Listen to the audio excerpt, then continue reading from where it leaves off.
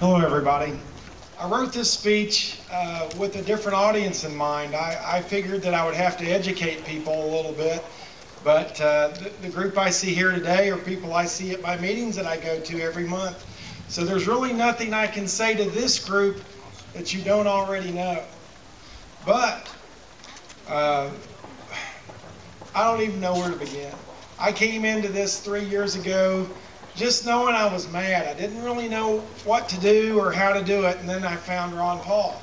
And through Ron Paul, I found out a whole lot about economics and politics and the system. And the system is so broken. It is so incredibly broken, and we all know that here. But what I think a lot of people don't know is that it is both parties. It's not just Republicans, it's not just Democrats, it's both. And you have to realize who the government's truly working for. And it's not working for the people. It hadn't worked for the people for a long, long time. It's working for the banks. Our government works for the banks. You know the saying, follow the money? If you follow the money, you'll find out who really runs this country. Who did the government give money to back in 2008? They gave it to the banks. Who do they continue to give the money to? They give it to the banks. So if you're going to talk about the real problem in this country, it's the banks. The Federal Reserve System. The Federal Reserve is not a federal entity. It's a private banking cartel. So until you solve that, you really can't solve anything else. But what I'm encouraged by is the quality of the candidates that we're getting today. We're hearing real issues now for a change. We're hearing people speak the truth about real issues. We're not getting the nonsense issues like we are. When people like Phil Moffitt get up here and talk about industrial hemp, I think there is hope. When I hear, other candidates talk about real issues, we've got choices today that we didn't have a few years ago, and that gives me hope. And so there's nothing I can tell you all here today that you don't already know. But we've got to get people to wake up. You've got to talk to your neighbors. You've got to talk to your friends. I live and breathe this stuff.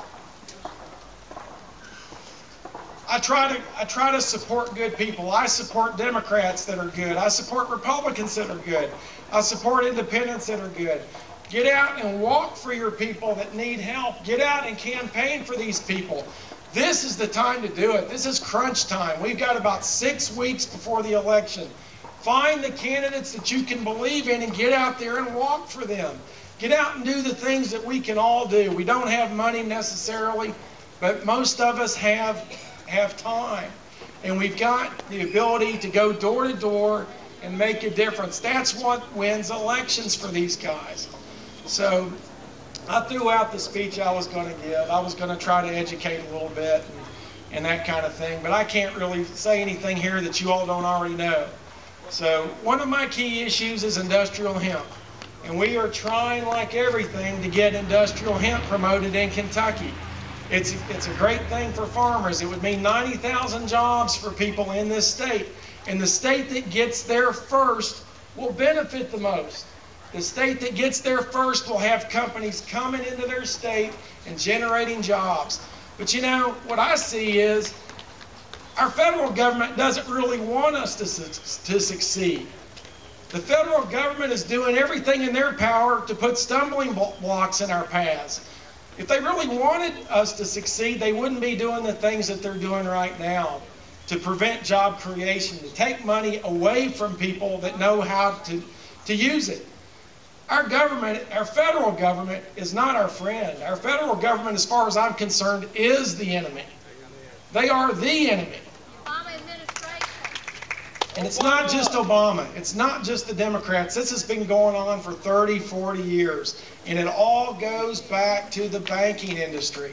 That's where all of our trouble starts with. So what I see as one of the solutions is supporting states' rights and getting behind all these states that are trying, like everything, to fight the federal government.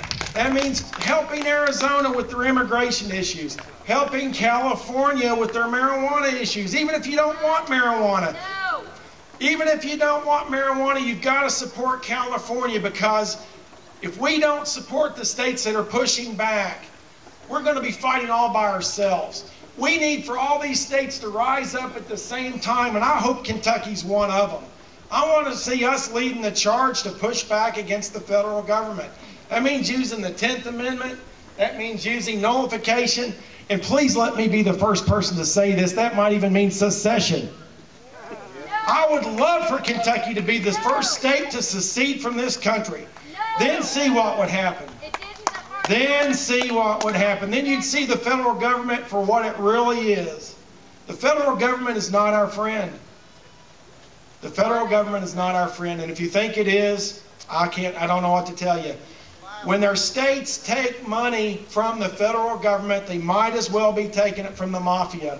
The federal government's money comes with all kinds of strings attached. The federal government tells the states what they can do with the money and what they can't do. The same thing with cities. They've already made inroads into Lexington, and I'm sure Louisville too. The more money that comes from the federal government, the less freedom we will have. And the dollar isn't worth much anyway. You can't just print money out of thin air and expect it to be worth anything. So for me, I'm buying silver. I plan to continue to buy silver. I'm playing a game of chicken with the stock market right now because I don't think the stock market's going to hold up for very much longer. And when the economy collapses, it's going to be even harder to tell your friends and your neighbors what we're really fighting. It's going to get worse. We are just now, I believe, at the start of a Great Depression, the likes of which we've never seen. And it goes back to the banking establishment. It goes back to the gold standard and taking us off the gold standard. And the federal government's already taken all the gold from us. They took all the silver out of the money back in '64.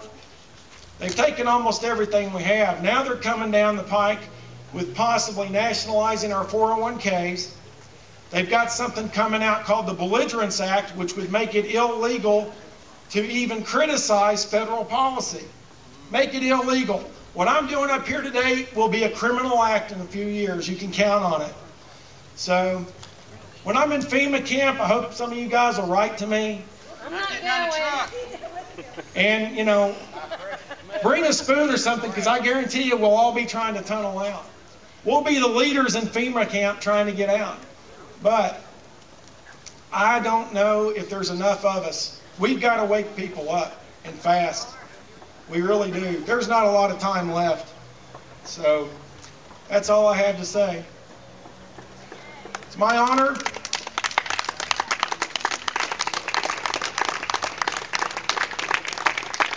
It's my honor to introduce the next speaker, a good buddy of mine, John Kemper. He's one of the people that I'm truly excited about. He's going to be running for the state auditor's job in Kentucky in 2011. And I believe that that you couldn't possibly find a better guy for the job. He's a digger. He gets in there, he ferrets out these numbers that put me to sleep. And I'm a math major, okay? I've got a degree in mathematics, so I'm a pretty boring guy. This guy gets in there and digs. He will find where the state's wasting money. He'll find corruption. And I believe he's going to do more to try to ferret this stuff out and prosecute people than anybody we've ever seen. I hope to God that we elect this man. My friend John Kemper.